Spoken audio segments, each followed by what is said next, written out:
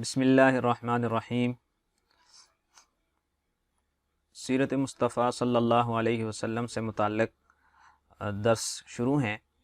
سیرت مصطفیٰ صلی اللہ علیہ وسلم کے 3 مختلف ادوار ہیں، پہلا ولادت سے بعثت تک، دوسرا بعثت سے ہجرت تک، اور تیسرا ہجرت سے وصال تک۔ ان میں سے ولادت سے بعثت تک یہ ہم پچھلے لیکچر میں پڑھ چکے ہیں، اور آج انشاءاللہ بعثت سے ہجرت تک یہ دوسرا دور جو ہے، دوسرا حصہ، اس کو ہم شروع کریں گے۔ تو بعثت سے ہجرت تک کا جو زمانہ ہے، اس کے ذیل میں ہم بعثت کے پہلے 3 سال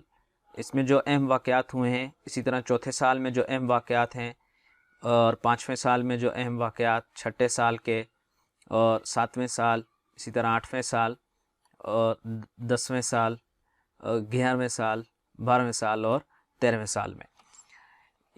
ان سالوں میں جو اہم واقعات ہوئے ہیں انشاءاللہ العزیز ہم ان کو پڑھیں گے، جو ایک مسلمان کے لیے بھی جاننا ضروری ہے۔ نبی علیہ الصلوۃ والسلام کی جس وقت بعثت ہوئی، یعنی جب آپ صلی اللہ علیہ وسلم کو نبوت ملی، تو اس سے پہلے نبی علیہ الصلوۃ والسلام غار حرا میں جایا کرتے تھے، اور نبوت کی جو ابتدا ہوئی، جو پہلی وحی ہوئی، وہ غار حرا میں ہوئی۔ یہ غار حرا ہے، یہ واقعہ تھا جبل نور پر، اور جبل نور جو ہے یہ مکہ مکرمہ سے کوئی 13 سے 14 کلومیٹر کے فاصلے پر ہے۔ جیسے یہ نشان نظر آ رہا ہے، یہاں پر مکہ مکرمہ ہے اور یہاں پر جبل نور ہے۔ تو نبی علیہ الصلوۃ والسلام کو جب بعثت کے قریب کے زمانے میں خلوت کی طرف نبی علیہ الصلوۃ والسلام کے دل میں خلوت کی محبت ڈال دی گئی، تو آپ غار حرا میں جایا کرتے تھے۔ اس کے لیے آپ صلی اللہ علیہ وسلم یہ رستہ بھی اختیار کیا کرتے تھے۔ تو آپ غار حرا میں جاتے تھے اور وہاں جا کے غور و فکر کرتے تھے۔ وہاں حضرت جبرائیل علیہ السلام ایک مرتبہ آئے، رمضان کا مہینہ تھا، اور 17 رمضان المبارک، اور حضرت جبرائیل علیہ السلام نے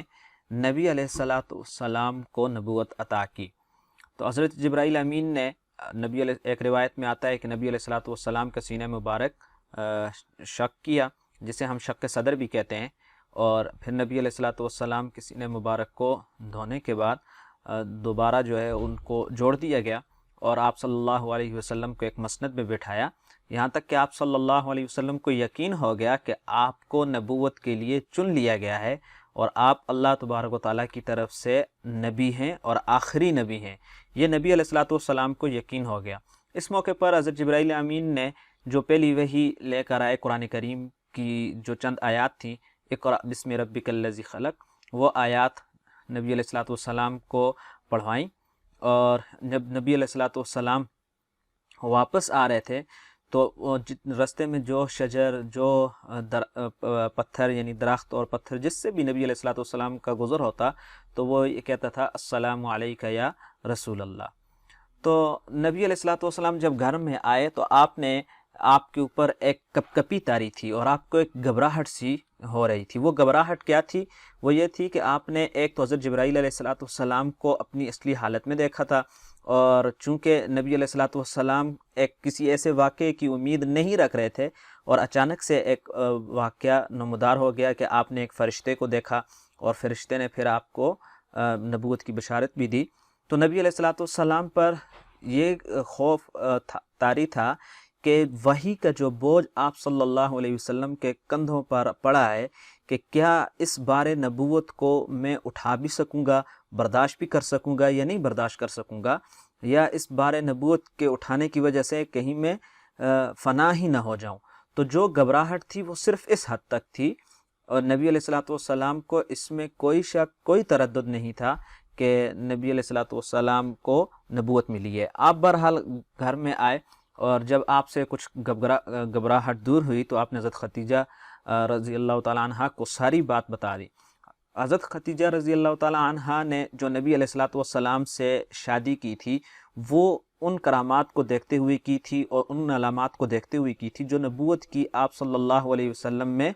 ظاہر ہو رہی تھی، اور آپ صلی اللہ علیہ وسلم سے ان کی جو شادی کی غرض تھی، وہ بھی اس امید پر تھی کہ آپ میں وہ آخری نبی کی علامات پائی آپ میں وہ آخری نبی کی علامات دیکھ رہی تھیں۔ تو حضرت خدیجہ رضی اللہ تعالیٰ عنہ کو ایک امید تھی کہ آپ ہی آخری نبی ہوں گے۔ تو جب نبی علیہ الصلوۃ والسلام نے ان کو ساری صورتحال بتائی تو حضرت خدیجہ رضی اللہ تعالیٰ عنہ نے نبی علیہ الصلوۃ والسلام کی گھبراہٹ دیکھی، وہ صرف اس حد تک تھی کہ نبی علیہ الصلوۃ والسلام کو یہ خوف تھا کہ بار نبوت میں اٹھا سکوں گا یا نہیں۔ تو وہ ورقہ بن نوفل اپنے ان کے چچازاد بھائی تھے، ان کے پاس گئیں اور ان سے جا کر ساری صورتحال بیان کی۔ تو ورقہ بن نوفل نے کہا کہ جو صورتحال آپ مجھ سے بیان کر رہی ہیں، اگر تو واقعی ایسا ہے کہ یہ صورتحال پیش آئی ہے کہ ایک فرشتہ آئے ہیں اور انہوں نے اس طرح نبوت دی ہے، تو یہ وہی صورتحال ہے جو موسیٰ علیہ الصلوۃ والسلام اور عیسیٰ علیہ الصلوۃ والسلام کے پاس جو فرشتہ آیا کرتا تھا۔ ورقہ بن نوفل عبرانی زبان کے ماہر تھے، تورات کے بھی ماہر تھے۔ ان نے جب یہ بات کہی تو حضرت خدیجہ رضی اللہ تعالیٰ عنہ نبی علیہ الصلوۃ والسلام کو ورقہ بن نوفل کے پاس لے کر آئیں اور ورقہ بن نوفل سے کہا کہ آپ خود ان سے پوچھ لیں کہ واقعتاً وہی باتیں ہیں جو میں نے آپ سے بیان کی ہیں۔ تو ورقہ بن نوفل نے جب نبی علیہ الصلوۃ والسلام سے وہ ساری باتیں خود سنی تو ورقہ بن نوفل کو یقین ہو گیا کہ آپ ہی آخری نبی ہیں اور آپ پر جو فرشتہ آئے ہیں یہ جبرائیل امین ہیں۔ تو ورقہ بن نوفل نے آپ سے کہا کہ بالکل، اور آپ کو نبی علیہ الصلوۃ والسلام کو تسلی دی کہ آپ جو ہیں وہ آخری نبی ہیں اور اللہ تبارک و تعالیٰ آپ کی مدد بھی فرمائیں گے۔ اور اسی طرح ورقہ بن نوفل نے یہ بھی کہا کہ کاش میں اس وقت زندہ ہوتا جس وقت آپ کو اہل مکہ یہاں مکہ سے نکالیں گے۔ تو نبی علیہ الصلوۃ والسلام نے پوچھا کہ کیا مجھے مکہ والے اپنے ہی شہر سے نکال دیں گے؟ تو ورقہ بن نوفل نے کہا بلکہ ہر وہ پیغمبر جس کو اللہ تبارک و تعالیٰ نے اس قوم میں بھیجا، یعنی جس کو نبوت دے کر بھیجی، ان کے اوپر تکالیف، پریشانیاں اور مصیبتیں آتی رہی ہیں۔ یہاں جو اہم چیز ہے وہ سمجھنے کی یہ ہے کہ ورقہ بن نوفل نے اور حضرت خدیجہ رضی اللہ تعالیٰ عنہ نے جو نبی علیہ الصلوۃ والسلام کو تسلی دی ہے، اس تسلی کی حقیقت کیا ہے؟ اس تسلی کی حقیقت صرف اتنی ہے کہ نبی علیہ الصلوۃ والسلام کو صرف اتنا خوف تھا کہ یہ جو بار نبوت ہے، وحی کا جو بوجھ ہے، اس کو میں برداشت بھی کر سکوں گا یا نہیں برداشت کر سکوں گا، کہیں اس کی وجہ سے میں فنا ہی نہ ہو جاؤں۔ تو ان حضرات کی تسلی کا ساری تسلی کا جو محور تھا وہ اتنا تھا کہ جب اللہ تبارک و تعالیٰ نے آپ کو نبوت کے لیے چن لیا ہے تو وہ آپ کے اندر اس بار نبوت کو اٹھانے کی، اس بار نبوت کو برداشت کرنے کی صلاحیت بھی پیدا کر دیں گے۔ وہ آپ کو تنہا نہیں چھوڑیں گے، اللہ کی مدد اور اللہ کی نصرت آپ کے ساتھ ہوگی۔ اور اس ساری تسلی کا صرف اور صرف یہی مقصد تھا۔ معاذ اللہ ایسا نہیں تھا کہ نبی علیہ الصلوۃ والسلام کو اپنی نبوت کے بارے میں کوئی تردد تھا یا کوئی شک تھا کہ ان حضرات کے تسلی دینے کے بعد نبی علیہ الصلوۃ والسلام کو تشفی ہوگی، ایسا نہیں تھا۔ بلکہ نبی علیہ الصلوۃ والسلام کو تو غار حرا میں ہی یقین ہو گیا تھا کہ آپ آخری نبی ہیں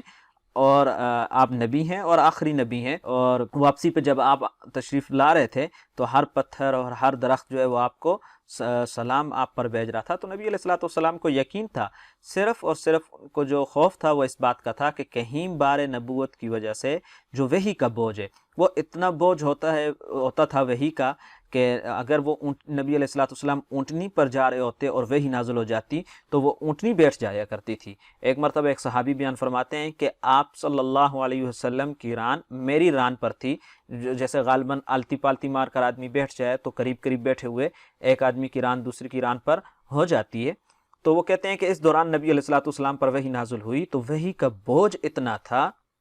کہ مجھے ایسا لگا کہ میری ٹانگ اب ٹوٹ جائے گی۔ اور یہی وہ بوجھ ہے جس کے بارے میں قرآن کریم میں بھی آتا ہے کہ اللہ تبارک و تعالیٰ نے وحی کے بوجھ کے بارے میں پہاڑوں پہ پیش کیا، انہوں نے اٹھانے سے انکار کر دیا، اسی طرح آسمانوں پہ پیش کیا، انہوں نے اٹھانے سے انکار کر دیا، اور آخر میں انسان نے اس کو اٹھا لیا۔ تو یہ صرف اور صرف تسلی کی یہ حقیقت تھی۔ اس کے بعد جو اہم چیز ہوئی بعثت کے پہلے 3 سالوں میں وہ تھی فترت وحی۔ اچھا، نبی علیہ الصلوۃ والسلام پر جو سب سے پہلے ایمان لے آئی خواتین میں حضرت خدیجہ رضی اللہ تعالیٰ عنہ تھی، بچوں میں حضرت علی رضی اللہ تعالیٰ عنہ، اور مردوں میں حضرت ابو بکر صدیق رضی اللہ تعالیٰ عنہ ایمان لے آئے۔ حضرت خدیجہ رضی اللہ تعالیٰ عنہ اور حضرت علی نبی علیہ الصلوۃ والسلام کے گھر میں ان کی نگرانی میں رہتے تھے، اور حضرت خدیجہ رضی اللہ تعالیٰ عنہ نبی علیہ الصلوۃ والسلام کی زوجہ تھی اور حضرت علی ان کی پرورش میں تھے۔ تو گھر کے جو چھوٹے ہوتے ہیں وہ اپنے بڑوں کی بات کا انکار نہیں کرتے، حضرت ابو بکر صدیق رضی اللہ تعالیٰ عنہ وہ ایک آزاد انسان تھے. جب ان کے سامنے نبی علیہ الصلوۃ والسلام نے اسلام کو پیش کیا تو انہوں نے بغیر کسی تردد کے اسلام کو قبول کر لیا. خود نبی علیہ الصلوۃ والسلام سے ایک روایت ہے کہ میں نے جس پر بھی اسلام پیش کیا تو اس کو اسلام کے بارے میں کچھ قبول کرنے میں جھجک ہوئی سوائے حضرت ابو بکر صدیق کے کہ انہوں نے بغیر جھجک کے فوراً ہی اسلام قبول کر لیا. اور حضرت ابو بکر صدیق رضی اللہ تعالیٰ عنہ کا اسلام آگے پھیلنے والا تھا، یعنی متعدی تھا. حضرت ابو بکر صدیق رضی اللہ تعالیٰ عنہ اسلام لائے تو انہوں نے دعوت شروع کر دی اور انہوں نے اپنے قریبی دوستوں کو اسلام کی دعوت دینا شروع کر دی اور نبی علیہ الصلوۃ والسلام کے ساتھ ان کو ملانا شروع کر دیا. جبکہ خود حضرت علی رضی اللہ تعالیٰ عنہ نے اپنا اسلام اپنے والد سے بھی پورے 1 سال چھپا کے رکھا تھا. بہرحال اس کے بعد فترت وحی ہوئی، یعنی جب یہ پہلی وحی نازل ہوئی تھی اقرا بسم ربک الذی خلق، اس کے بعد 3 سال تک دوسری وحی نہیں آئی. دوسری وحی کا مطلب یہ کہ قرآن کریم نازل نہیں ہوا. البتہ روایات میں یہ بھی ملتا ہے کہ حضرت اسرافیل علیہ السلام جن کو سور پھونکنے پر معمور کیا گیا ہے وہ اس دوران نبی علیہ الصلوۃ والسلام کے ساتھ ہوتے تھے اور نبی علیہ الصلوۃ والسلام کو گاہے بگاہے آداب اور اس طرح کی دوسری چیزیں وہ سکھایا کرتے تھے. لیکن وحی جو ہے تو وہ نہیں آئی. اس 3 سال کا جو عرصہ تھا اس میں وحی نہ آنے کی ایک وجہ تو یہ تھی، ایک تو پرانا جو بوجھ تھا جو پہلی وحی کے آنے کی وجہ سے جو وحشت تھی وہ کم ہو جائے اور اس بوجھ کو اٹھانے کی صلاحیت پیدا ہو جائے، اور دوسرا وحی کے بارے میں نبی علیہ الصلوۃ والسلام کو شوق پیدا ہو. تو 3 سال تک وحی نہیں آئی، اور جب تک وحی نہیں آئی اس وقت تک اسلام کی جو دعوت تھی وہ خفیہ طور پر اور چند حضرات کو یعنی تھی اسلام کو کھل کر پیش کرنے کی، ابھی تک وہ وحی کا حکم نہیں آیا تھا. اس دوران جو لوگ جمع ہوتے تھے وہ اسلام لاتے تھے اور جمع ہوتے تھے کچھ سیکھنے کے لیے اسلام کے بارے میں. تو وہ حضرت ارقم رضی اللہ تعالیٰ عنہ ایک صحابی تھے، ان کا گھر تھا دار ارقم، جس کو اگر آپ ابھی موجودہ اس میں دیکھیں تو صفا پہاڑی کے ساتھ ان کا گھر تھا، جیسے یہ تصویر میں یہاں ہائی لائٹ بھی کیا ہوا ہے. تو یہاں پر دار ارقم ہوا کرتا تھا، یہاں مسلمان جمع ہوا کرتے تھے اور پھر وہ نبی علیہ الصلوۃ والسلام سے سیکھتے تھے، اسلام سیکھتے تھے اور اپنی نماز ادا کرتے تھے. اگر اس کو پرانے نقشے میں دیکھیں تو یہاں پر جیسے یہ صفا پہاڑی ہے، اس کے یہاں پر جو ہے یہ دار ارقم تھا، یہاں مسلمان جمع ہوا کرتے تھے. اس کے بعد نبوت کے 4تھے سال اعلانیہ تبلیغ، یہاں پر 3 سال کے بعد وحی آئی اور وہ وحی تھی یا ایھا المدثر قم فانذر. یہ وحی آئی کہ اس میں نبی علیہ الصلوۃ والسلام کو اعلانیہ دعوت کا حکم ملا. تو نبی علیہ الصلوۃ والسلام نے اس کے لیے سب سے پہلے اپنے جو قریبی رشتہ دار ان کو بھی دعوت دی، اور پھر جب اعلانیہ تبلیغ تھی تو صفا پہاڑی پر نبی علیہ الصلوۃ والسلام چلے گئے اور اہل مکہ کو جمع کیا. اس وقت صفا پہاڑی پہ چڑھ کر اعلان کرنا اور کسی کو بلانا وہ اس بات کی نشانی ہوتی تھی کہ کوئی خاص واقعہ ہے، کوئی خاص بات ہے. تو جب نبی علیہ الصلوۃ والسلام نے اہل مکہ کو بلایا تو ان سے کہا کہ دیکھو اگر میں تمہیں یہ کہوں کہ اس پہاڑی کے پیچھے سے ایک لشکر آ رہا ہے جو تم پہ حملہ کرے گا، کیا تم یقین کرو گے یا نہیں؟ تو سب نے کہا کہ ہم یقین کریں گے، آپ نے کبھی بھی جھوٹ نہیں بولا. تو نبی علیہ الصلوۃ والسلام نے فرمایا کہ میں تمہیں دعوت دیتا ہوں کہ تم لا الہ الا اللہ کلمہ پڑھ لو اور اللہ کے علاوہ کسی کی بھی عبادت نہ کرو. تو یہ سنتے ہی سارے خاموش ہو گئے. ابو لہب جو نبی علیہ الصلوۃ والسلام کا چچا تھا، اس نے سب سے پہلے نبی علیہ الصلوۃ والسلام کی مخالفت کی اور اس نے جو ہے یہ کہا کہ آپ جو ہیں ہلاک ہو جائیں اے محمد، کہ آپ نے ہمیں اس کام کے لیے یہاں پر جمع کیا ہے. اس پر ہی قرآن کریم کی جو صورت ہے تبت یدا ابی لہب وتب، یہ صورت نازل ہوئی. یہ صفا کی وہی پہاڑی ہے جہاں پر آج کل دیکھتے ہیں صفا اور مروہ، جہاں پر درمیان میں سعی کی جاتی ہے. اعلانیہ تبلیغ کے بعد جب تک نبی علیہ الصلوۃ والسلام اسلام کی دعوت دیتے رہے تو اس وقت تک قریش نے کوئی مخالفت بھی نہیں کی، بلکہ وہ خاموش رہے. لیکن جب نبی علیہ الصلوۃ والسلام نے مشرکین کے شرک کی نفی کی، ان کے بتوں کی نفی کی، اس وقت قریش نے جو ہے وہ نبی علیہ الصلوۃ والسلام کی مخالفت شروع کر دی. تو قریش نے جو مخالفت شروع کی وہ اس وجہ سے شروع کی تھی کہ نبی علیہ الصلوۃ والسلام نے ان کے جو معبود تھے جن کو وہ پوجتے تھے پتھروں کی، ان کی نفی کرنا شروع کی. تو قریش بھی مخالفت پہ آ گئے. یہاں ایک چیز اہم ہے جو سمجھنے کی ہے، وہ یہ ہے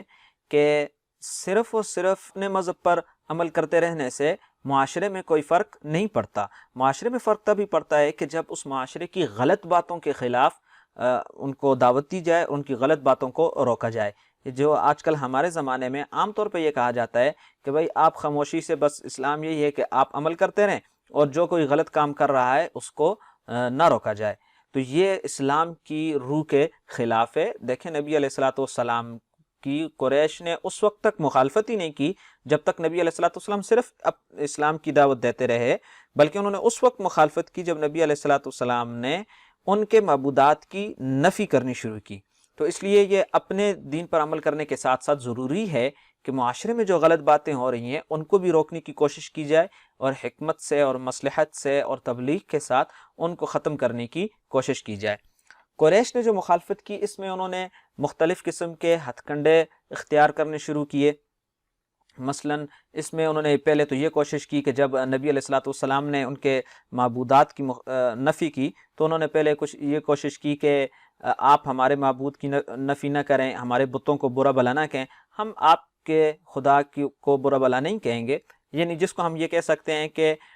مصالحت کی کوشش کی۔ لیکن جب نبی علیہ الصلوۃ والسلام اس پر بھی راضی نہ ہوئے تو پھر وہ دوسری صورت پہ آ گئے اور انہوں نے دھمکیاں دینا شروع کی،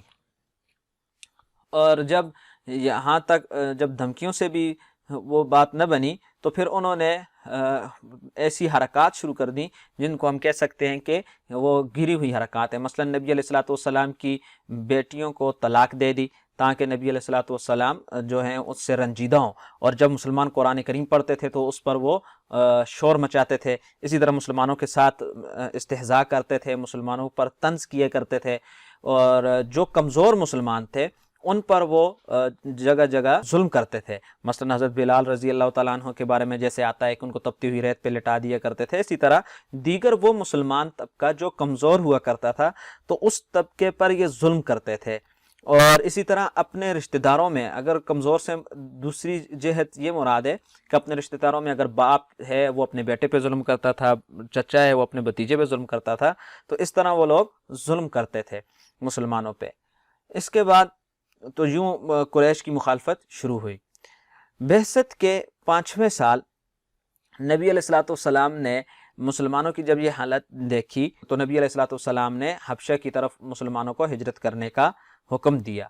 حبشہ کی طرف جو ہجرت ہے یہ انتہائی اہم ہے، اور بعثت کے 5ویں سال حبشہ کی طرف 2 ہجرتیں ہوئی ہیں۔ ایک تو یہ حبشہ کون سی جگہ ہے؟ حبشہ یہ اس وقت اسے ایتھوپیا کہا جاتا ہے، یہ افریقہ کی جگہ ہے، افریقہ کا ایک علاقہ ہے، اور یہاں پر دیکھیں یہ مکہ مکرمہ ہے، یہاں سے سمندری راستے کے ذریعے سے یہاں یہ حبشہ ملک ہے، اور اس کا جو دارالحکومت تھا وہ اکسوم تھا۔ تو مسلمان جو حبشہ کی طرف ہجرت کر کے آئے تو وہ مکہ سے یہاں سمندری راستے کے ذریعے یہاں پر اکسوم تک پہنچے، اور یہاں پر انہوں نے سکونت اختیار کی۔ اس ہجرت میں جو پہلی حبشہ کی طرف ہجرت ہوئی، اس میں 11 مرد اور 5 عورتیں شامل تھیں۔ نبی علیہ الصلوۃ والسلام نے ان کو حکم دیا اور یہ لوگ یہاں پر آئے۔ یہ لوگ جب ہجرت کی انہوں نے حبشہ کی طرف، تو کفار نے ان کے پیچھے اپنے بندے دوڑائے، لیکن جیسے ہی یہ لوگ سمندر کے کنارے پہنچے تو وہاں کچھ کشتیاں تیار تھیں جو حبشہ کی طرف روانہ ہونے والی تھیں، تو یہ ان میں بیٹھ کے تو فوراً ہی ان کو کشتیاں ملنے کی وجہ سے یہ لوگ یعنی ساحل سے دور نکل گئے تھے، اس لیے کفار واپس چلے گئے۔ بہرحال یہاں پر 2 مہینے رہنے کے بعد یہاں کسی نے افواہ پھیلا دی کہ جو قریش مکہ ہیں وہ مسلمان ہو گئے ہیں، تو یہ لوگ واپس وہاں پر آ گئے۔ جب مکہ کے قریب پہنچے تو انہیں پتہ چلا کہ ایسا نہیں ہے، تو جو ان میں اثر و رسوخ والے تھے مسلمان، انہوں نے مکہ مکرمہ میں کسی کی پناہ لے لی، اور کچھ چھپ کر مکہ مکرمہ میں داخل ہوئے، اور کچھ حضرات اسی طرح چھپ کے۔ پھر اسی موقع پر دوسری ہجرت ہوئی، یہ ہجرت حبشہ ثانیہ کہلاتی ہے، اور اس موقع پر 86 مرد شامل تھے اس میں، اور 17 عورتیں شامل تھیں۔ یہ لوگ دوبارہ حبشہ کی طرف ہجرت انہوں نے کی۔ حبشہ کی جو ہجرت ہے یہ انتہائی اہم ہے۔ عام طور پہ یہ سمجھا جاتا ہے کہ مسلمان جو ہیں وہ کفار سے تنگ ہو کر وہ حبشہ کی طرف انہوں نے ہجرت کی، اگرچہ اس میں ایک پہلو یہ بھی شامل ہے، لیکن اس کے اندر ایک دوسرا پہلو جو تھا وہ یہ تھا کہ نبی علیہ الصلوۃ والسلام نے یہ محسوس کر لیا تھا کہ یہاں پر بیٹھ کر یعنی مکہ مکرمہ کے اندر رہتے ہوئے دین کی محنت اس طرح نہیں ہو سکتی، اور دین کا جو پیغام ہے، اسلام کا جو پیغام ہے، وہ پھیلانا چاہیے اور وہ عالمی سطح پر جانا چاہیے۔ تو نبی علیہ الصلوۃ والسلام نے تبلیغ دین کا بھی ایک خاص پہلو اس کے اندر شامل تھا کہ اس مقصد کے لیے صحابہ کرام کو حبشہ کی طرف بھیجا۔ اب یہاں ایک سوال یہ پیدا ہوتا ہے کہ قریب میں یمن کا علاقہ بھی تھا، وہاں پر بھی نبی علیہ الصلوۃ والسلام صحابہ کرام کو جانے کا حکم دے سکتے تھے، تو حبشہ کی طرف جانے کا حکم کیوں دیا؟ اس کی ایک وجہ یہ تھی کہ یمن کے لوگوں کے ساتھ قریش مکہ کے تعلقات اچھے تھے، تو یہ عین ممکن تھا کہ قریش مکہ جو ہیں وہ وہاں پر ان کو کوئی نقصان پہنچا دیں، جبکہ حبشہ میں جو بادشاہ تھا نجاشی، جو شاہ حبشہ تھا، وہ عیسائی تھا اور اس کے انصاف کے چرچے تھے۔ بعض روایات میں یہ بھی آتا ہے کہ نبی علیہ الصلوۃ والسلام نے ایک خط بھی لکھا تھا شاہ نجاشی کی طرف کہ مسلمانوں کے ساتھ وہ تعاون کریں۔ یہاں پر ایسا ہوا کہ جب مسلمان دوسری ہجرت حبشہ کی طرف کر وہاں پہنچے اور یہاں وہ رہنے لگے دارالحکومت میں، تو قریش مکہ نے اپنے کچھ لوگ ان کی طرف بھیجے شاہ حبشہ کی طرف کہ وہ مسلمانوں کو ان کے حوالے کر۔ تو اس کے لیے قریش نے عمر بن عاص اور عبداللہ بن ابی ربیہ کو اپنا سفیر بنا کر شاہ حبشہ کے پاس بھیجا اور ان کو جا کر یہ کہا کہ ان کی مقصد یہ تھا کہ یہ صابی ہو گئے ہیں، یعنی اپنے دین سے پھر چکے ہیں، ان کو ہمارے حوالے کر دو۔ اس موقع پر ایسا ہوا کہ ان لوگوں نے شاہ حبشہ کے جو درباری تھے انہیں اپنے ساتھ ملا لیا اور انہیں یہ کہا کہ ان لوگوں سے پوچھے بغیر بس ان کو ہمارے حوالے کروانا ہے، اور انہوں نے ان کو کچھ تحائف وغیرہ بھی دیے۔ لیکن شاہ حبشہ کے پاس جب یہ بات پہنچی تو انہوں نے کہا ایسا نہیں ہو سکتا کہ جن لوگوں نے میری مملکت میں آ کر، میری سلطنت میں آ کر مجھ سے پناہ لی ہو اور میری مملکت کو انہوں نے دوسری مملکت پہ ترجیح دی ہو، میں بغیر ان سے پوچھے ایسا کچھ بھی نہیں کروں گا۔ چنانچہ مسلمانوں کو طلب کیا گیا وہاں پر۔ اب نبی علیہ الصلوۃ والسلام مکہ مکرمہ میں تھے اور یہاں پر مسلمان اتنے دور تھے کہ وہ نبی علیہ الصلوۃ والسلام سے براہ راست رہنمائی نہیں لے سکتے تھے، تو وہ سارے بیٹھ کے انہوں نے ایک مشورہ کیا۔ مشورے سے یہ طے کیا کہ ہمارے جو امیر ہوں گے وہ جعفر بن ابی طالب ہوں گے، جو حضرت علی رضی اللہ تعالیٰ عنہ کے بڑے بھائی تھے۔ تو اور انہوں نے یہ طے کیا کہ ہم نے جس دین کی خاطر ہم نے مکہ مکرمہ چھوڑا ہے، ہم وہ دین ہم نہیں چھوڑیں گے۔ البتہ حضرت جعفر رضی اللہ تعالیٰ عنہ وہ آئے شاہ حبشہ کے دربار میں، اور انہوں نے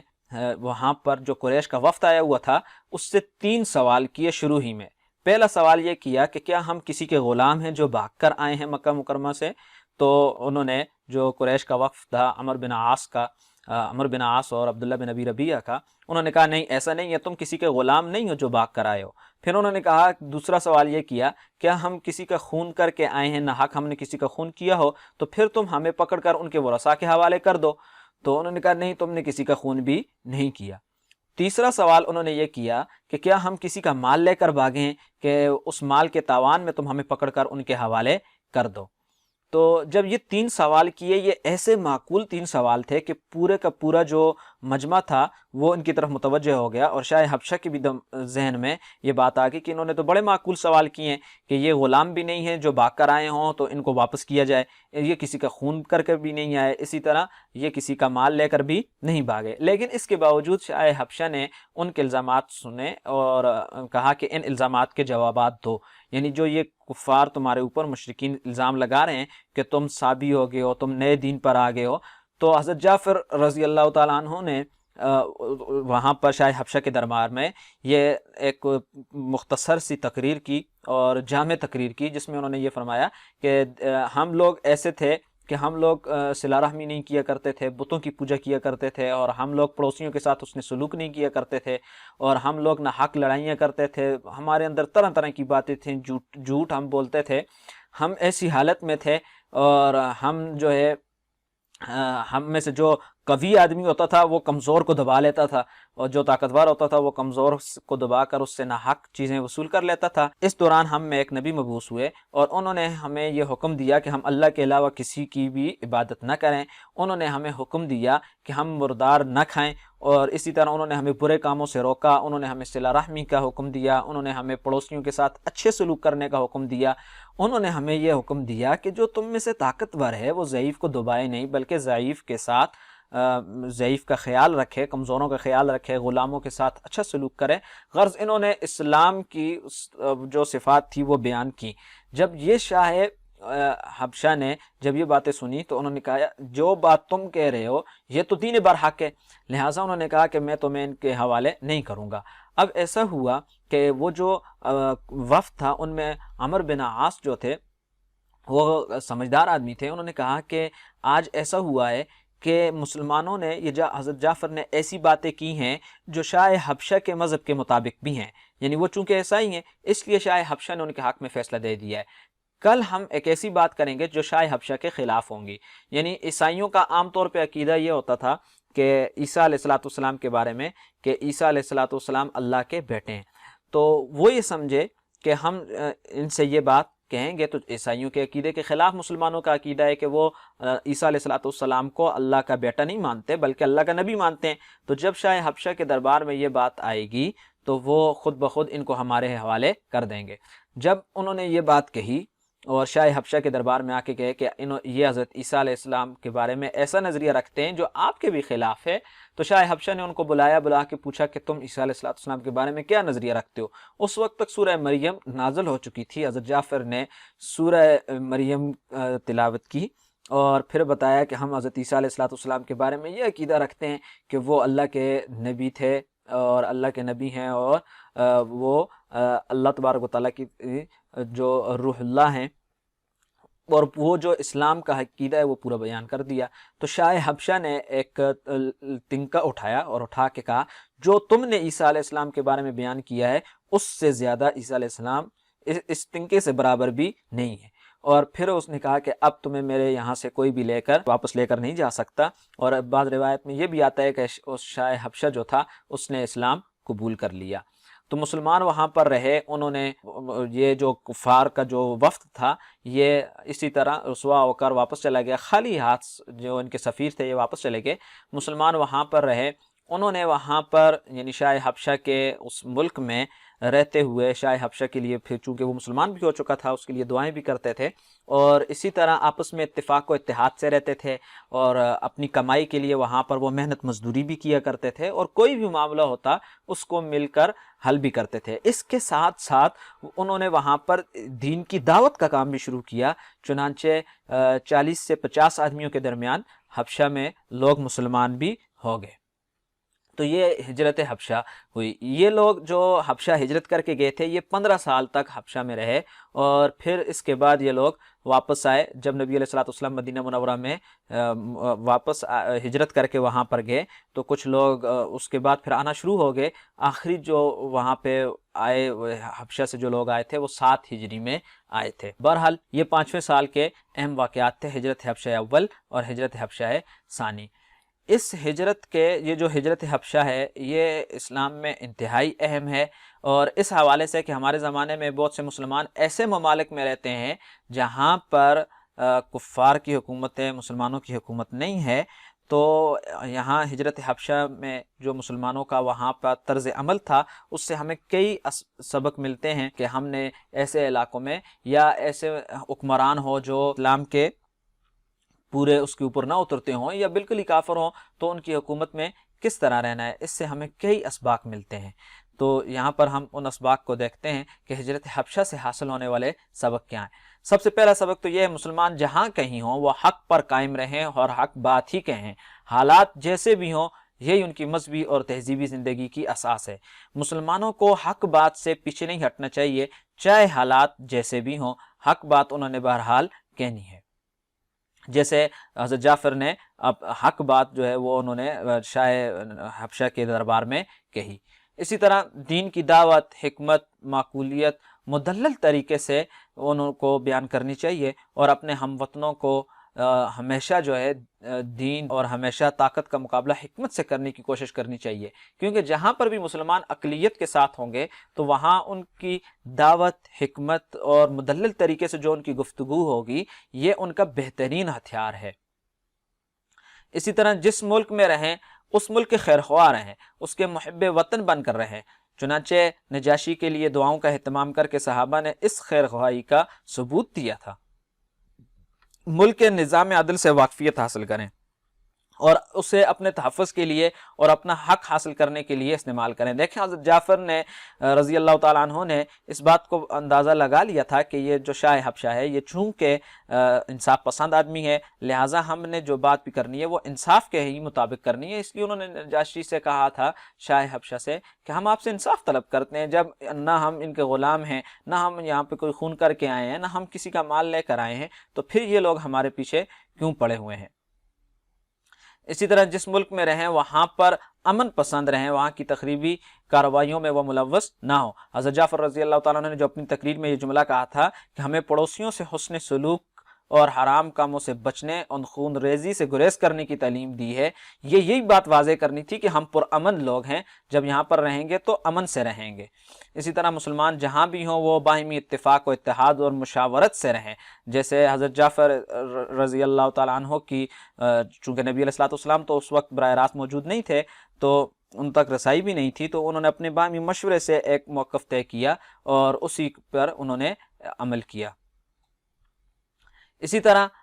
وہ اپنا جو موقف ہے اس کو جو جہاں پر وہ رہ رہے ہیں ان لوگوں پر واضح کریں تاکہ وہ کسی بھی غلط فہمی کا شکار نہ ہو اور ان کے لیے تحفظ میں مسائل پیدا نہ ہو۔ حضرت جعفر رضی اللہ عنہ کی پوری تقریر کا خلاصہ یہ تھا کہ ہم آپ کے مخالف نہیں ہیں، ہم تو یہ کام کرنے والے لوگ ہیں جس میں سب کی بھلائی ہے۔ اور اسی طرح وہاں پر ہم وطنوں کا جو مذہب ہے، مزاج ہے اور تہذیبی شعار ہے، اس سے بھی ضروری واقفیت حاصل کریں تاکہ ان سے گفتگو ہو سکے اور ان کے ساتھ آپس میں رواسم جو ہیں وہ برقرار رہ سکے۔ اچھا، اسی طرح مسلمانوں کو اگر کوئی مذہبی صدمہ پیش آ جائے یا کسی ایسی حالت سے جو نہیں ہونی چاہیے وہ وہاں پر ان کو پیش آ جائے تو وہاں پر کوئی جذبات سے یا عجلت سے کام نہیں لینا چاہیے، بلکہ ان کو صبر سے، استقامت سے اور دور اندیشی سے کام لینا چاہیے۔ اور ایک اہم چیز کہ مسلمان جس ملک میں بھی ہوں وہ محنت، مشقت اور حلال روزی کو اپنا وتیرہ بنائیں اور وہ خود کما کر کھائیں۔ اس سب کے ساتھ جو اہم چیز ہے نوٹ کرنے کی وہ یہ ہے کہ دیکھیں، اگر ایک آدمی کو، ایک گروہ کو دوسرے کچھ گروہ سے یا چند لوگوں سے اختلاف ہے اور وہ لوگ جن سے اختلاف ہے اگر وہ ان کا علاقہ ہی چھوڑ کر چلے جاتے ہیں تو اختلاف ختم ہو جانا چاہیے۔ مثلا مثال کے طور پر ہمارے محلے میں اگر کوئی ایسا گھر ہے جس سے ہم لوگ تنگ ہیں یا ہم اس سے اختلاف رکھتے ہیں، اگر وہ گھرانہ ہمارا محلہ ہی چھوڑ کر چلا جاتا ہے تو پھر ہمارا اختلاف ختم ہو جانا چاہیے۔ ہم اس کو کوئی ایسا تو نہیں ہے کہ وہ جہاں پر دوسرے محلے میں جا کر آباد ہو جائے تو ہم وہاں پر پہنچ جائیں اور وہاں پر پہنچ کر ان کو کہیں کہ ان کو تنگ کرنا شروع کر دیں۔ بھائی جب ان کا ہمارے ساتھ اختلاف ہے اور وہ ہمارا محلہ ہی چھوڑ کر چلے گئے ہیں، ہمارا علاقہ ہی چھوڑ کر چلے گئے ہیں تو بات ختم ہو گئی۔ تو عقل کا تقاضا تو یہ تھا کہ جب مسلمانوں کا قریش مکہ کے ساتھ اختلاف تھا اور اس اختلاف کے بعد مسلمان قریش مکہ کا علاقہ چھوڑ کر، یعنی مکہ کا علاقہ چھوڑ کر وہ آگے اور وہ وہاں پر آگے حبشہ میں، تو عقل کا تقاضا یہ تھا تو وہ اگر ان کو ان سے کوئی اختلاف تھا تو کہتے یار چلو اچھا ہوا جان چھوٹ گئی، وہ لوگ چلے گئے اور دوسرے ملک میں جا کر آباد ہو گئے۔ لیکن آپ دیکھیے کہ انہوں نے ایسا نہیں کیا، بلکہ اپنے 2 آدمی بطور سفیر وہاں پر بھیجے اور وہاں سے ان کو واپس بلانا چاہا تاکہ وہ یہاں پر آئیں اور ہم ان پر ظلم و ستم کر سکیں۔ یہ بات میں اس لیے کہہ رہا ہوں کہ یہ ہمیں غزوہ بدر کو سمجھنے میں بہت مددگار ثابت ہوگی، اس لیے اس کو نوٹ کر لیجئے کہ مسلمانوں کو وہ چھوڑتے نہیں تھے کسی بھی حالت میں، اگرچہ وہ ان کا علاقہ ہی چھوڑ کر دوسری جگہ پر پہنچ جائیں تو یہ ان کے ضد پر، ان کے عناد پر، ان کی دشمنی پر واضح دلیل ہے کہ وہ کس حد تک مسلمانوں کو ستاتے تھے۔ بعثت کے 6 سال ایک واقعہ یہ پیش آیا کہ ایک مرتبہ نبی علیہ السلام کوہ صفا کے قریب سے گزر رہے تھے تو ابو جہل نے وہ بھی وہیں سے گزر رہا تھا تو اس نے نبی علیہ السلام کو سخت سخت کہا تو نبی علیہ السلام نے اس کا کوئی جواب نہیں دیا۔ تو وہاں عبداللہ بن جدعان کی ایک کنیز تھی، انہوں نے جب یہ سب کچھ سن لیا تو دیکھا کچھ دیر کے بعد حضرت حمزہ شکار سے واپس آئے ہیں تو حضرت حمزہ کی ترتیب یہ ہوتی تھی کہ وہ شکار سے واپس آتے تو واپس آ کر وہ حرم میں جایا کرتے تھے۔ حضرت حمزہ جب واپس آئے شکار سے اور کوہ صفا کے قریب سے گزر رہے تھے تو اس باندی نے یہ کہا کہ کاش کہ حمزہ تم اس وقت یہاں ہوتے جب ابو جہل تمہارے بھتیجے کو اس طرح سخت سست کہہ رہا تھا۔ تو حضرت حمزہ کے دل میں ایک غصہ آیا کہ میرے بھتیجے کو ابو جہل اس طرح کے، اور بہت شدید قسم کا غصہ آیا۔ آپ جب حرم میں پہنچے تو دیکھا ابو جہل وہاں پر بیٹھا ہوا تھا اور کچھ لوگ اس کے ساتھ بیٹھے ہوئے گفتگو کر رہے تھے۔ تو حضرت حمزہ نے جو تیر تھا، کمان تھی، وہ ابو جہل کے سر میں اس زور سے ماری کہ اس کا سر پھٹ گیا، اور کہا کہ تم میرے بھتیجے کو سخت سست کہتے ہو تو یاد رکھو کہ میں اس کے مذہب پر ایمان لے آیا ہوں، اب تم سے جو ہو سکتا ہے وہ تم کر لو۔ کچھ لوگ ابو جہل کی حمایت کے لیے اٹھنے لگے، ابو جہل نے روک لیا کہ آج میں نے اس کے بھتیجے کو وہ سخت سست کہا ہے۔ بہرحال حضرت حمزہ رضی اللہ تعالیٰ عنہ واپس آئے، اور واپس جب آئے تو وہ شش و پنج میں تھے کہ کیا نبی علیہ الصلوۃ والسلام کے مذہب پر وہاں اسلام قبول کر لوں، یا اگر مجھے یہ کہیں گے کہ یہ صحابی ہو گیا ہے۔ بار اس شش و پنج میں تھے، تردد میں تھے، رات کو نیند نہیں آئی۔ پھر وہ بیت اللہ میں آ کے اور دعا کرتے رہے، یا اللہ حق کو میرے اوپر واضح کر۔ جب انہوں نے گڑ گڑا کر دعا کی تو اللہ نے ان کا سینہ شرح صدر کر دیا، اور وہ نبی علیہ الصلوۃ والسلام کے پاس گئے اور جا کر اسلام لے آئے۔ اسلام لاتے ہی حضرت حمزہ نے کہا کہ اب آپ جو ہیں کھل کر دعوت دیں، اب آپ کی کوئی بھی مخالفت نہیں کرے گا۔ حضرت حمزہ رضی اللہ تعالیٰ عنہ کے بارے میں ایک روایت بڑی دلچسپ ملتی ہے کہ اللہ تبارک و تعالیٰ نے جب ان کے لیے خیر کا ارادہ کیا تو ان کو کفار کے خلاف غصہ آیا۔ تو علماء یہ فرماتے ہیں کہ جب کسی آدمی کے بارے میں اللہ خیر کا ارادہ فرماتے ہیں تو اللہ کے دشمنوں کے بارے میں اسے غصہ آتا ہے، اور وہ اللہ کے دشمنوں سے نفرت کرتا ہے۔ یہاں یہ بات سمجھ میں آتی ہے کہ مسلمانوں کو اللہ کے دشمنوں سے ان سے نفرت ہوتی ہے، اور ان کے بارے میں غصہ بھی آتا ہے۔ ایسا نہیں ہے کہ انسان جو مسلمان ہو وہ یہ ایک طرف تو یہ دعویٰ کرے کہ وہ اللہ کا محبوب ترین بندہ ہے، اور دوسری طرف وہ یہ بھی کہے کہ جو اللہ کے دشمن ہیں وہ انہیں بھی محبوب رکھتا ہے۔ تو ایسا نہیں تھا۔ حضرت حمزہ رضی اللہ تعالیٰ عنہ کے بارے میں آتا ہے کہ اللہ نے جب ان کے ساتھ خیر کا ارادہ کیا تو ان کے دل میں کفار کے لیے غصہ بھر دیا، اور اس وقت ان کو غصہ آنا اسی وجہ سے تھا کہ اللہ نے انہیں شرف اور کرامت بخشنی تھی۔ بہرحال حضرت حمزہ کے اسلام لانے کے 3 ہی دن کے بعد حضرت عمر فاروق رضی اللہ تعالیٰ عنہ وہ اسلام لے آئے، اور حضرت عمر فاروق رضی اللہ تعالیٰ عنہ کے اسلام لانے کا جو واقعہ ہے وہ بہت مشہور ہے۔ آپ حضرات اس کو سنتے بھی ہیں کہ کفار نے مشورہ کیا کہ ہمارے جو وفد تھا وہ بھی خالی ہاتھ واپس آ گیا ہے اور ہم اس رسوائی میں ہیں۔ تو انہوں نے کیا کیا کہ یہ کہا کہ ایسا کرتے ہیں کہ الیاذ باللہ نبی علیہ الصلوۃ والسلام کے بارے میں کہا کہ محمد کو قتل کر دیتے ہیں۔ تو پھر کوئی بھی اٹھ نہیں رہا تھا، تو عمر بن خطاب اس وقت تو یہ اسلام نہیں لائے تھے، تو یہ اٹھے، انہوں نے کہا کہ میں جا کے قتل کرتا ہوں۔ جب یہ جانے لگے تو رستے میں ایک آدمی سے ملاقات ہوئی، کہا عمر تلوار نیام سے نکالی ہوئی کہاں جا رہے ہو؟ کہا آج میں محمد کو قتل کرنے کے لیے جا رہا ہوں۔ تو انہوں نے کہا پہلے اپنے گھر کی تو خبر لو، کیونکہ حضرت عمر کی جو بہن تھی فاطمہ بنت خطاب وہ جو ہیں اسلام لا چکی تھی۔ حضرت عمر اسی غصے میں جب گھر میں گئے، بہن کو دیکھا تو وہ ان کو پایا کہ وہ مسلمان ہو چکی ہیں، ان کو مارا بھی۔ بہرحال انہوں نے بھی کہا کہ عمر اگر تو خطاب کا بیٹا ہے تو میں بھی خطاب کی بیٹی ہوں، میں بھی اسلام سے پیچھے نہیں ہٹوں گی۔ بہرحال جب انہوں نے پوچھا کہ اچھا مجھے سناؤ تم کیا پڑھ رہی تھی، تو سورہ طٰہٰ کی ابتدائی آیات وہ انہوں نے پڑھ کے سنائی۔ پہلے ان سے یہ کہا کہ آپ غسل کر لیں، اس کو ناپاک آدمی نہیں چھو سکتا۔ پھر وہ اسی طرح دار ارقم کی طرف روانہ ہوئے کہ دار ارقم میں نبی علیہ الصلوۃ والسلام وہاں پر جمع ہوا کرتے تھے، تو صحابہ وہاں پر آیا کرتے تھے۔ جب حضرت عمر فاروق وہاں پر پہنچے تو دیکھا کہ ہاتھ میں ننگی تلوار ہے، اور وہاں پر جا کر انہوں نے اسلام قبول کر لیا۔ اسلام قبول کرنے کے بعد ہی فوراً عصر کی نماز کا وقت تھا، تو صحابہ اٹھے اور اٹھ کر وہ وضو کرنے لگے۔ تو حضرت عمر نے یہ محسوس کر لیا، انہوں نے کہا کہ یا رسول اللہ یہ لوگ کیوں اٹھ کے جا رہے ہیں؟ تو نبی علیہ السلام نے فرمایا کہ اب نماز کا وقت ہے، ہم نماز ادا کریں گے۔ تو حضرت عمر فاروق رضی اللہ تعالیٰ عنہ نے پوچھا کہ نماز کہاں ادا کریں گے؟ فرمایا یہیں دار ارقم میں۔ تو حضرت عمر فاروق رضی اللہ تعالیٰ نے فرمایا کہ یا رسول اللہ ہم بیت اللہ میں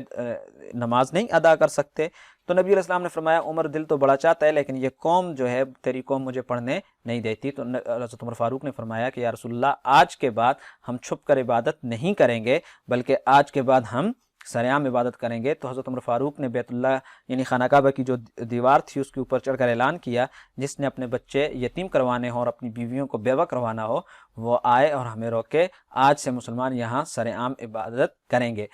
حضرت عمر رضی اللہ تعالی عنہ کے اسلام لانے کے بعد مسلمان جہاں چاہتے ملتے تھے اور اپنی عبادت وہ سرعام کھل کر کرتے تھے۔ اللہ تبارک و تعالیٰ نے حضرت عمر فاروق رضی اللہ تعالیٰ عنہ کے ذریعے اسلام کو یہ شان عطا فرمائی، اور خود حضرت عمر فاروق رضی اللہ تعالیٰ عنہ کے بارے میں نبی علیہ الصلوۃ والسلام نے دعا کی تھی۔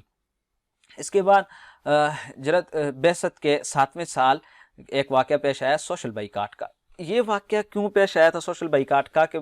کفار نے جب یہ دیکھا کہ وہ ہر حربہ اختیار کر چکے ہیں لیکن نبی علیہ الصلوۃ والسلام سے ان کو وہ دین کی دعوت سے روک نہیں سکے، حتیٰ کہ انہوں نے مصالحت کے بارے میں بھی کوشش کی، یہاں تک کہ نبی علیہ السلام کو یہ بھی آفر کی کہ اگر آپ سرداری چاہتے ہیں ہم آپ کو سرداری دیں گے، اگر آپ چاہتے ہیں کہ مال و دولت ہم آپ کو مال و دولت بھی دیں گے، اگر آپ کسی حسین لڑکی سے شادی کرنا چاہتے ہیں تو عرب کی سب سے حسین لڑکی سے آپ کی شادی بھی کروا دیں گے۔ تو نبی علیہ السلام نے فرمایا اگر یہ میرے ایک ہاتھ پہ چاند اور ایک ہاتھ پہ سورج بھی لا کر رکھ دیں تو میں اس دعوت سے نہیں ہٹوں گا۔ تو جب انہوں نے یہ کام بھی دیکھا نہیں ہو سکتا، پھر یہاں تک بھی آئے کہ 15 دن ہم آپ کے مذہب پر رہیں گے، 15 دن آپ ہمارے مذہب پر، نبی علیہ السلام نے فرمایا یہ کام بھی نہیں ہو سکتا۔ پھر انہوں نے کہا اچھا اس طرح کر لو کہ تم ہمارے معبودوں کو برا بلا نہ کہو، ہم تمہارے معبودوں کو برا بلا نہیں کہیں گے۔ تو نبی علیہ السلام نے فرمایا ایسا بھی نہیں ہو سکتا کہ ہم جو ہے وہ ان معبودات کی نفی کرتے رہیں گے۔ جب وہ ہر طرح سے پریشان ہو گئے اور وہ ہر طرح سے مایوس ہو گئے کہ کسی بھی طرح سے وہ اسلام کی دعوت کو روک نہیں سکتے، تو وہ آخری حربے پہ آئے کہ ان کا سوشل بائیکاٹ کرتے ہیں۔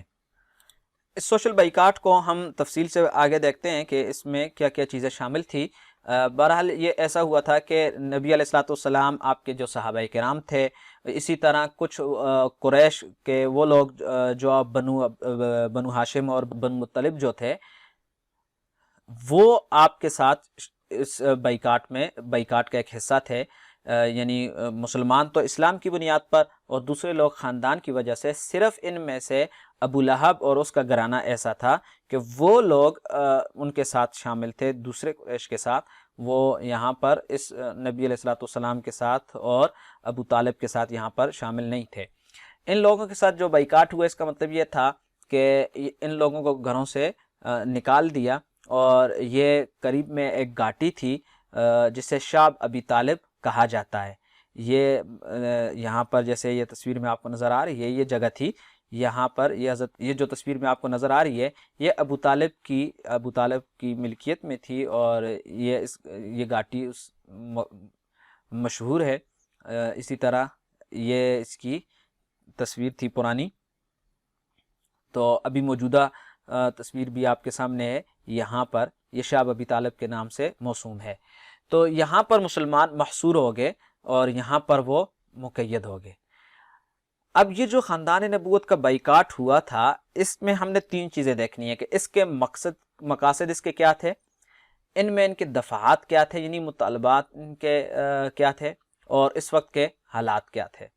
ان کا مقصد یہ تھا کہ اسلام کی جو عالمگیر دعوت ہے اس کو خاندانی تحریک بنانے کی کوشش کی جائے، کہ یہ ایک خاندانی چیز ہے اور ایک خاندان کے حد تک ہے، اور اس کو محصور کر دیا جائے، اور اسلام کی جو عالمگیر دعوت ہے وہ آگے نہ پھیل سکے۔ اسی لیے یہ جو باہر سے لوگ آتے تھے ان کو یہ ملنے بھی نہیں دیتے تھے۔ اور آپ دیکھیں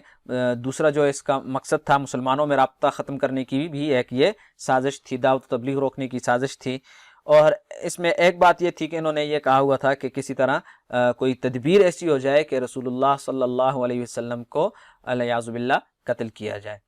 اچھا، اس میں انہوں نے کیا کیا پابندیاں لگائی تھیں کہ ان لوگوں کے ساتھ کوئی بھی خرید و فروخت کا معاملہ نہیں ہوگا، اس کے اوپر مکمل پابندی، ان کے ساتھ نکاح نہیں ہوں گے، ان کے ساتھ مجلس میں بیٹھنے پر پابندی تھی، بات چیت پر پابندی تھی، کوئی ان کو خوراک نہیں پہنچا سکتا، ان کے گھومنے پھرنے پر بھی پابندی تھی۔ تو یہ اس سوشل بائیکاٹ تھا۔ اور اس وقت حالات کیسے تھے، چونکہ کوئی چیز بھی ان تک پہنچے نہیں دی جا رہی تھی، تو جو ذخیرہ تھا خوراک کا وہ ختم ہو گیا، اور جو ان کے پاس تھا، اور فقر و فاقہ کی نوبت آ گئی، یہاں تک کہ جو مائیں تھیں ان کی چھاتیوں میں سے دودھ بھی ختم ہو گیا تھا، وہ بچوں کو بھی کچھ پلا نہیں سکتی تھی، اور بچے بلک بلک کر روتے تھے، اور یہ جو قریش تھے یہ سنتے تھے اور سن کر خوش ہوتے تھے، اور درختوں اور کیکر کے پتے ابال کر یہ لوگ استعمال کرتے تھے، اور اگر یہ کوئی چیز خریدنے کے لیے جاتے تو ان لوگوں نے وہ نرخ اتنے بڑھا دیے تھے کہ یہ خرید نہیں سکتے تھے۔ ابو لہب نے، جو باہر سے آنے والے تاجر ہوتے تھے، ان کو بھی یہ کہا ہوا تھا کہ اگر یہ تم سے کچھ خریدنا چاہیں ان کو مت بیچو، اور ان کے نہ بیچنے کی وجہ سے اگر تمہاری تجارت میں کوئی نقصان ہوگا تو وہ میں اس کو پورا کروں گا۔ تو یہ لوگ مسلمان اور ان کے ساتھ بنو ہاشم، بنو مطلب جو ہیں وہ یہاں پر محصور ہو گئے تھے، اور محصور ہونے کا مطلب یہ کہ مقید ہو گئے تھے، نہ وہ ان کے ساتھ کوئی مل سکتا تھا، نہ کوئی ان کے ساتھ، جیسے مقابل میں ابھی گزرا، بات چیت بھی نہیں کر سکتا تھا، ان کے ساتھ کوئی ان کے ساتھ بیٹھ نہیں سکتا تھا، ان کو کوئی خوراک نہیں پہنچا سکتا تھا، ان سب کی یہ اسی طرح ان کے ساتھ نکاح نہیں ہو سکتے تھے، تو وہاں پر ان کو محصور کر دیا۔ تو یہ 7ویں سال، بعثت کے 7ویں سال سے یہ صورتحال شروع ہوئی۔ بعثت کے 8ویں سال جو اہم واقعہ ہوا وہ تھا معجزہ شق قمر۔ یہ معجزہ اس طرح ہوا کہ نبی علیہ الصلوۃ والسلام مینا میں بیٹھے ہوئے تھے، تو کفار نے کہا کہ ہمیں کوئی ایسا معجزہ دکھاؤ، ہمیں کوئی ایسی چیز بتاؤ کہ ہمیں یقین تو ہو کہ تم نبی ہو۔ تو انہوں نے کہا کہ تم ایسا کرو کہ یہ جو چاند ہے اسے 2 ٹکڑے کر کے دکھاؤ۔ تو نبی علیہ الصلوۃ والسلام نے کہا اگر میں ایسا کر دوں تو کیا تم لوگ یقین کر لو گے، تم لوگ مان لو گے؟ تو انہوں نے کہا کہ بالکل ہم یقین کر لیں گے۔ تو نبی علیہ الصلوۃ والسلام نے اللہ سے دعا کی، اور اس کے بعد چاند کی طرف اشارہ کیا تو چاند 2 ٹکڑے ہو گیا۔ اب وہ ایک ٹکڑا اس کا جبل ابی قبیس، اور دوسرا جو ہے وہ یہ جو دوسرا پہاڑ تھا جبل قیقعان، تو اس طرف ایک ٹکڑا اس طرف اس کا نظر آ رہا تھا، اور ایک ٹکڑا اس طرف نظر آ رہا تھا، یعنی چاند کے 2 ٹکڑے ہو گئے تھے۔ اور یہ اتنا وقت جتنا عصر سے مغرب تک کی نماز کا وقت ہوتا ہے، اتنے وقت یہ 2 ٹکڑے رہے۔ اس کے بعد پھر چاند جو ہے وہ واپس آپس میں جڑ گیا، لیکن ان لوگوں نے پھر بھی انکار کیا، اور انہوں نے یہ کہا کہ یہ محمد نے جو ہے وہ جادو کر دیا ہے۔ اور پھر یہ لوگ کیا کرتے تھے کہ جو لوگ باہر سے آئے ہوئے ہوتے تھے ان سے بھی جا کے پوچھتے تھے کہ تم لوگوں نے فلاں تاریخ کو، فلاں جگہ کو کوئی خاص واقعہ دیکھا، اور ان کو نہیں بتاتے کہ کیا تم نے چاند کے 2 ٹکڑے دیکھے ہیں، بلکہ کہتے تھے کوئی خاص واقعہ دیکھا، تو وہ لوگ کہتے ہاں ہم نے فلاں وقت میں یہ واقعہ دیکھا تھا کہ چاند کے 2 ٹکڑے تھے، ایک مغرب میں نظر آ رہا تھا اور ایک مشرق میں ہمیں نظر آ رہا تھا فلاں وقت میں۔ اس کے باوجود کہتے تھے کہ محمد صلی اللہ علیہ وسلم